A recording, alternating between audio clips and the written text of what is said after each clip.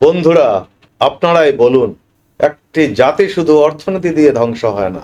আপনাদের কি ধারণা ঠিক পথেই চলছে? চ্যানেলটি ফলো করুন, সাবস্ক্রাইব করুন, শেয়ার করুন এবং মন্তব্যে আপনার মতামত জানান। আপনার একটি শেয়ার আরেকজন মানুষকে সচেতন করতে পারে। আসসালামু আলাইকুম ওয়া রাহমাতুল্লাহি ওয়া বারাকাতুহু। বন্ধুরা, আজকের বিষয় ৫৪ বছরের দুর্নীতি, নৈতিক পতন এবং ভবিষ্যৎ প্রজন্মের সংকট। হয়তো বলবেন আমি নীতিবাক্য আওড়াচ্ছি। This is nothing like that. সবাই রাজনীতির কথা বলে, কিন্তু আমরা আসলে কোথায় পিছিয়ে আছি এ নিয়ে কেউ কথা বলেন। আমার দীর্ঘ অনেক বছর দেশ এবং দেশের বাইরে কাজ করার সুবাদে অনেক দেশ আমি ঘুরেছি। আমার বাস্তব অভিজ্ঞতা থেকেই আপনাদের সামনে কিছু কিছু জিনিস শেয়ার করছি। পরবর্তী প্রজন্মকে রক্ষা করা আমাদের সবার দায়িত্ব। We can't avoid it actually. আপনি আমার সঙ্গে নাও একমত হতে পারেন, বাট ইউ আস্ক ইউরসেলফ, আপনি নিজেকে জিজ্ঞেস করুন। গত কয়েক দশকে বাংলাদেশে শুধু দুর্নীতিই বাড়েনি, ধীরে ধীরে দুর্বল হয়েছে জাতির নৈতিক ভিত্তি। আজ অনেক মানুষ সততাকে দুর্বলতা মনে করে, সৎ মানুষকে বোকা মনে করে। ক্ষমতা, প্রভাব, ঘুষ, দলীয় পরিচয়, এইগুলো যেন যোগ্যতার চেয়ে বড় হয়ে গেছে। সবচেয়ে ভয়ঙ্কর বিষয় হলো এই পরিবেশের মধ্যেই বড় হচ্ছে নতুন প্রজন্ম। আমরা আসলে নতুন প্রজন্মকে কি দিতে পারছি? তাদের জন্য কি রেখে যাচ্ছি? শিক্ষা আজ অনেক ক্ষেত্রে শুধু সার্টিফিকেট অর্জনের প্রতিযোগিতা। প্রশ্নটা সেখানেই, আমরা কি সন্তানদের সৎ মানুষ হতে শেখাচ্ছি? হয়তো আমার কথাগুলি একই রকম লাগবে। আমরা কি শেখাচ্ছি দেশের প্রতি দায়িত্ব, মানুষের হক, আইনের প্রতি সম্মান? অনেক শিক্ষিত তরুণ আজও যোগ্য চাকরি পাচ্ছে না, ফলে হতাশা বাড়ছে। কেউ বিদেশমুখী হচ্ছে, কেউ রাজনৈতিক সংঘর্ষে জড়িয়ে যাচ্ছে। আমরা একটা কঠিন প্রশ্ন এড়িয়ে যেতে পারি না। গত ৫০ বছরে সত্যিকারের দূরদর্শী কোন যোগ্য নেতা কেন তৈরি হলো না? এটা কি কখনো ভেবেছেন? যদি নেতৃত্ব সত্যি জাতির জন্য হতো, তাহলে আজও কেন আমাদের সন্তানদের রাজনীতির সংঘর্ষে জীবন দিতে হয়? একটা বিদঘুটে প্রশ্ন করতে চাই। আপনি কি বলতে পারেন যারা রাজনীতি পরিচালনা করেন তাদের নিজের সন্তানরা কতজন এই সংঘর্ষের মূল্য দেয়? কেন সাধারণ পরিবারের সন্তানরাই সবচেয়ে বেশি ঝুঁকিতে থাকে?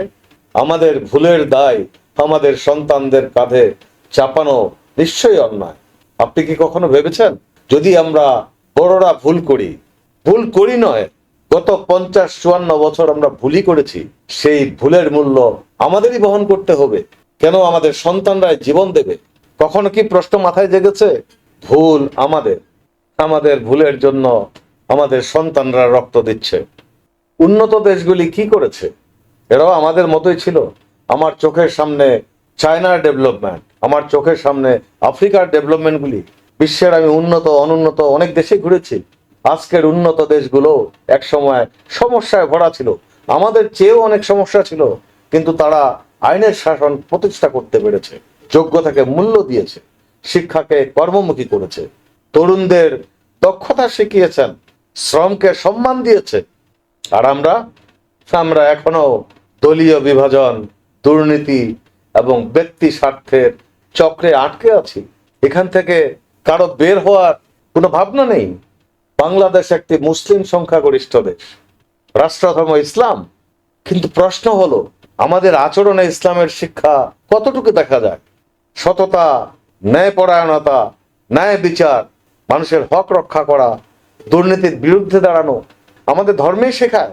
Democracy is not a Bible. Democracy, what is democracy? Democracy অর্থ কি আমি আমার ইচ্ছা মতো চলবো, আমি অন্যায় করব, আমার মন যা চায় তাই করব? That is not democracy actually. সভ্য মানুষদের জন্য ডেমোক্রেসি। যদি সমাজে মিথ্যা, ঘুষ, অন্যায় এবং ক্ষমতার অপব্যবহার বাড়তেই থাকে, তাহলে ভবিষ্যৎ প্রজন্ম কি শিখবে বলুন? শিক্ষা ব্যবস্থাকে কর্মমুখী করতে হবে, তরুণদের দক্ষতা ও নৈতিকতা শেখাতে হবে, ছাত্র রাজনীতিকে শিক্ষা বান্ধব করতে হবে, দুর্নীতি ও দলীয় প্রভাব কমাতে হবে, পরিবার থেকেই সততা শেখাতে হবে। তাদের হাতে অস্ত্র তুলে দিবেন, সংঘর্ষ তুলে দিবেন, এটা আসলে ঠিক নয়।